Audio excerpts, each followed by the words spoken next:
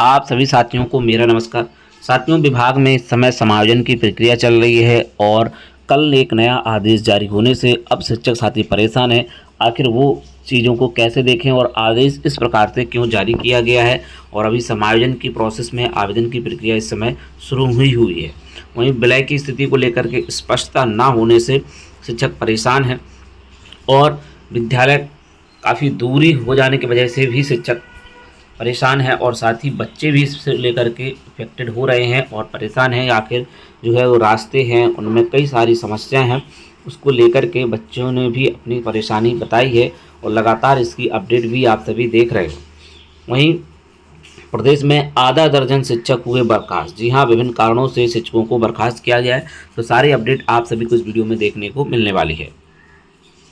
सबसे पहले ये वाला आदेश आप देखें कि विलय वाले विद्यालय के शिक्षक कर सकेंगे समायोजन के आवेदन। जी हाँ, कल इसका आदेश आया था और आप सभी को अपडेट भी दी थी।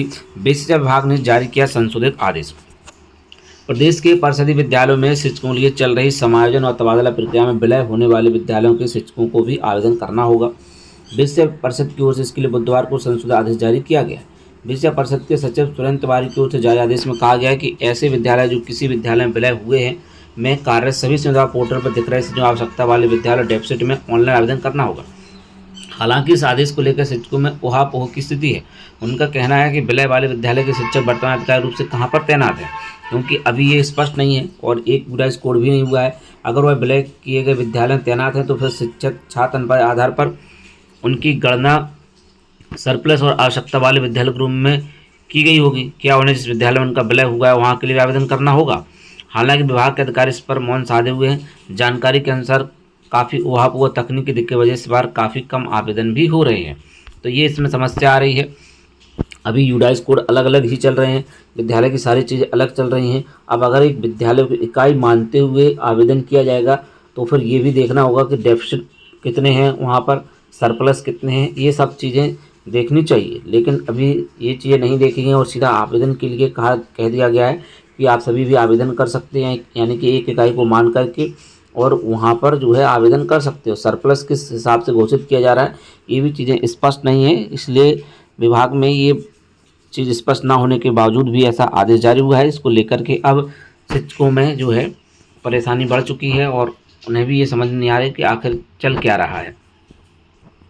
वहीं बच्चों को दूर स्कूल भेजने में सता रहा कुत्तों का भय। बहराइच एक विद्यालय छात्र संख्या 63 है तो भेजा मर्जर निरस्तीकरण प्रस्ताव। 3 विद्यालयों को हुआ विलय तो विपरीत अभिभावक।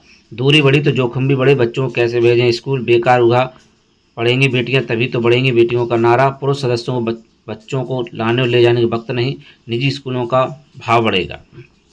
सरकारी स्कूलों को बंद करने से निजी स्कूल वाले अब और भाव बढ़ाएंगे। नए स्कूल की दूरी बढ़ गई है, ऐसे में निजी स्कूलों को बढ़ावा मिल रहा है। अब बच्चों को स्कूल भेजने में दिक्कत हो रही है तो गांव में ही पढ़ाएंगे। बेकार हुआ पढ़ेंगी बेटियां तभी तो बढ़ेंगी बेटियों का नारा। पहले की सरकार हर गांव में स्कूल योजना थी, अब गांव की स्कूल विहीन किया जा रहा है। बेटियों का नारा लगाया जाता है, पढ़ेंगी बेटियां तभी तो बढ़ेंगी बेटियां। अब इतनी दूर बेटियों को स्कूल भेजना खतरे को दावत देना है। शासन की गाइडलाइन के अनुसार 50 से कम छात्र संख्या वाले 3% विद्यालय विलय किया जा रहा है। एक विद्यालय छात्र संख्या 63 हो जाने से उसके विलय का आदेश निरस्त करने का प्रस्ताव भेजा गया है। वहीं विलय के बाद दूरी बढ़ने से अभिभावकों को कुत्तों का भय सता रहा है, इनमें नाराजगी है। शासन के अनुरूप प्राथमिक विद्यालय अड़मलपुर में कुल छात्र संख्या 28 होने इसका विलय प्राथमिक विद्यालय इंदौर में किया गया। प्राथमिक विद्यालय बीबीपुर में कुल नाम 39 होने से इसको सम्मिलन विद्यालय शारदपारा में उच्च प्राथमिक विद्यालय मचिया कुल नाम 44 में उसका मर्जर सम्मिलन विद्यालय रमटिनिया में कर दिया। खास बात है बाद में प्रवेश प्रक्रिया माध्यम उच्च प्राथमिक विद्यालय मचिया नामांकन 63 हो जाने विद्यालय रिक्रूटमेंट आदेश को निरस्त करने का प्रस्ताव बीएससी की ओर से भेजा गया। विभाग की ओर से फिलहाल इस पर कोई निर्णय नहीं लिया जा सका। तो ये स्थिति निकल करके आ रही है। ये बहराइच जनपद से अपडेट है। वहीं फर्जी अभिलेखों के सहारे नौकरी कर रहे 6 शिक्षक बर्खास्त। सिरजिया और जमुनिया विकास क्षेत्र में तैनात थे सभी। श्रावस्ती से अपडेट है, जिले में फर्जी शिक्षकों पकड़े जाने मामला थमन का नाम नहीं ले रहा है। 10,000 शिक्षक भर्ती प्रकरण में चल रही जांच में 6 शिक्षक फर्जी दस्तावेज को सहारे नौकरी करते पाए गए। बुधवार बीएससी ने शिक्षकों को बर्खास्त कर एफआईआर दर्ज कराने का आदेश संबंधित बीओ को दिया है। पिछले विभाग में विभिन्न चरणों में हुई शिक्षक भर्ती जांच कराई जा रही है। इसके लिए जिला स्तरीय समिति की ओर से विभाग की जांच कमेटी बनाकर अभिलेखों का सत्यापन कराया जा रहा है। जांच के दौरान 6 शिक्षक फर्जी अभिलेखों को सहारे नौकरी करते मिले हैं।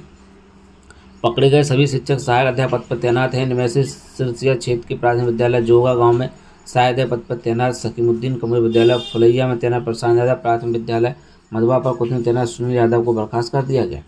इसी तरह जमुनहा क्षेत्र के प्राथमिक विद्यालय कटवान सहायक अध्यापक पद तैनात देवेंद्र सिंह, प्राथमिक विद्यालय दमदोरा में तैनात सहायक अध्यापक राजेश कुमार और प्राथमिक विद्यालय मनवरिया दीवान में तैनात सहायक अध्यापक संजीव कुमार को बर्खास्त कर दिया गया। इन फर्जी स्थितियों के विरुद्ध संबंधित थाने में केस दर्ज करने के भी आदेश दिए गए हैं। इन विद्यालयों में सुविधाओं की निगरानी कराएगी सरकार। भवन से लेकर डिजिटल सुविधाओं तक हर बिंदु की होगी पड़ताल। बेसिक और माध्यमिक स्कूलों का 1 अगस्त निरीक्षण। प्रत्येक जिले का कम से कम 1 स्कूल। हर टीम 2 दिन में 14 स्कूलों करेगी निरीक्षण। 252 विद्यालयों का सैंपल होगा तैयार। बेसिक से माध्यमिक विद्यालय समीक्षा अब सिर्फ आंकड़ों पर नहीं बल्कि जमीन पर होगी।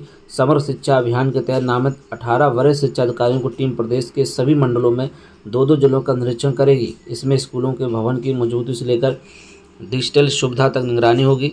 प्रत्येक टीम को 2 दिनों में न्यूनतम 14 विद्यालय निरीक्षण करना है, जिससे कम से कम 252 विद्यालयों का सैंपल तैयार होगा। स्कूलों में निरीक्षण का दायरा व्यापक है। इसमें पीएम श्री विद्यालय, कस्तूरबा गांधी बालिका विद्यालय, परिषदीय विद्यालय, राजकीय इंटर कॉलेज, अशासकीय सहायता प्राप्त विद्यालय और को लोग आंगनबाड़ी केंद्र शामिल है। हर जिले में हर श्रेणी कम से कम 1 स्कूल का फील्ड विजिट अनिवार्य है। टीमें स्कूल भवन की मजबूती और ध्वस्तीकरण की जरूरत, फर्नीचर की उपलब्धता, विद्यालयों में विलय के बाद पूर्व प्राथमिक कक्षा संचालन, पुस्तक वितरण की स्थिति, छात्र व शिक्षक उपस्थिति, बाल वाटिका की सामग्री, यूडाइज डेटा की स्थिति और लर्निंग बाय डूइंग और विज्ञान किट के प्रयोग को देखेगी। माध्यमिक स्कूलों में प्रयोगशाला, आईसीटी लैब, पुस्तकालय, छात्रावास, पीएमश्री स्कूलों में खेल सुविधाओं सत्यापन किया जाएगा। कम नामांकन वाले स्कूलों के विलय संसाधनों के पूर्ण वितरण की दिशा में हुए प्रयासों की प्रगति भी जांची जाएगी। तो आदेश जो है इस संबंध में जारी हुआ है और प्रेरणा ऐप के माध्यम से दर्ज की जाएगी। इसकी निगरानी राज्य कार्यालय द्वारा की जाएगी। वहाँ से स्कूल शिक्षक कंचन वर्मा जी ने निर्देश दिए हैं कि निरीक्षण की औपचारिकता ना हो।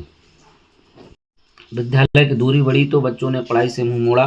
शिक्षकों के साथ अभिभावकों ने विद्यालय के विलय के खिलाफ जताई नाराजगी। सुरक्षा का सता रहा है डर। विद्यालयों में बच्चों भेजने के लिए प्रबंध समिति और अभिभावकों की बैठक कर प्रोत्साहित किया जाएगा। जिन विद्यालय के बावजूद विलय नहीं हो रहा है उनके विरुद्ध विभागीय कार्रवाई की जाएगी। बीओ प्यागपुर। वहीं दिव्यांग बच्चों को सहायक के लिए 600 रुपये महीने का स्कॉट अलाउंस मिलेगा। परिषदीय विद्यालयों कक्षा 1 से 8वीं तक के बच्चों को मिलेगा लाभ।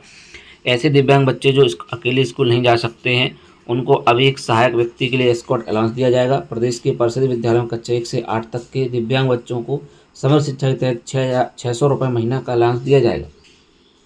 दृष्टिहीन, बौद्धिक रूप से दिव्यांग, सेरेब्रल पॉल्सी पीड़ित, जेईएस प्रभावित और अन्य दिव्यांग वाले बच्चों को यह सहायता 10 महीने तक दी जाएगी। सरकार ने 25-26 में परिषदीय प्राथमिक, उच्च प्राथमिक और कंप्यूटर विद्यालय कक्षा 1 से 8 तक के 13,991 गंभीर और बहुदिव्यांग छात्र छात्राओं को स्कॉट अलाउंस योजना के अंतर्गत 8 करोड़ से अधिक की सहायता राशि स्वीकृत की है। स्कूल आने में काफ़ी सहयोग मिलेगा। योजना 30 सितंबर तक क्रियान्वयन हो जाएगी। इस योजना का क्रियान्वयन प्रेरणा और समझ पोर्टल के माध्यम से किया जाएगा, जहाँ पहले बच्चों की पात्रता पुष्टि की जाएगी। 40% से अधिक की दिव्यांगता प्रमाण करने वाले दस्तावेज बच्चों को देने होंगे। विद्यालय में नियमित उपस्थिति भी इस योजना की पात्रता की प्रमुख शर्त है। वित्त राज्य मंत्री संदीप सिंह ने बताया, पूरी प्रक्रिया को निष्पक्ष और पारदर्शिता बनाने के लिए विद्यालय से लेकर जिला स्तर हर स्तर पर जिम्मेदारी तय की गई। विद्यालय प्रधानाध्यापक 5 छात्र छात्राओं को चयनित करेंगे, खंड से सत्यापित करेंगे और जिला विशिष्ट अधिकारी अंतिम अनुमोदन करेंगे। तो साथियों, आज की शिक्षा जगत से जुड़ी हुई अपडेट में बस इतना ही। और भी अपडेट के लिए बने रहे हमारे यूट्यूब चैनल शिक्षा विभाग पर। मिलते हैं अब किसी नेक्स्ट वीडियो में। जय हिंद।